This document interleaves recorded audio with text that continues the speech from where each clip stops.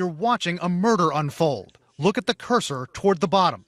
In an instant, the suspect approaches, fires, the victim's down, the killer sprints off.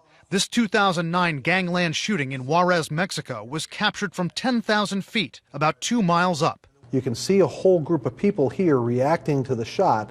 They come over and look at the victim, and then they run down the alleyway, actually after the shooter. From their specially equipped Cessnas, Ross McNutt and his firm, Persistent Surveillance Systems, can monitor large sections of cities.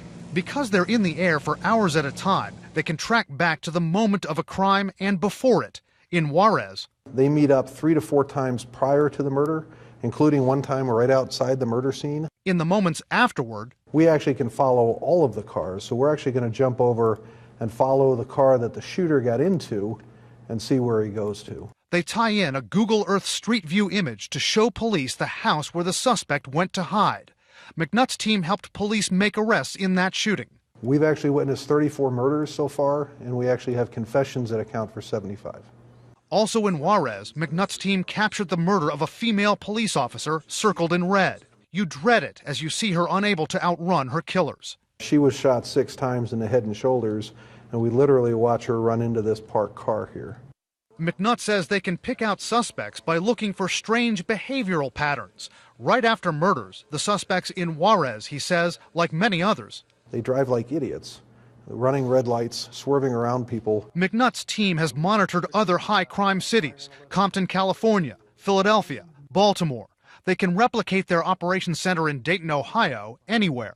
In a typical operation, law enforcement officers will sit in this area monitoring a police scanner. When a call comes in that a crime's been committed, these analysts immediately start to track back when and where it occurred. And sometimes they can catch up to a suspect in real time. Dayton, 2012. They get word of a burglary, track the suspect in the white truck as he's getting away, and direct police right to him.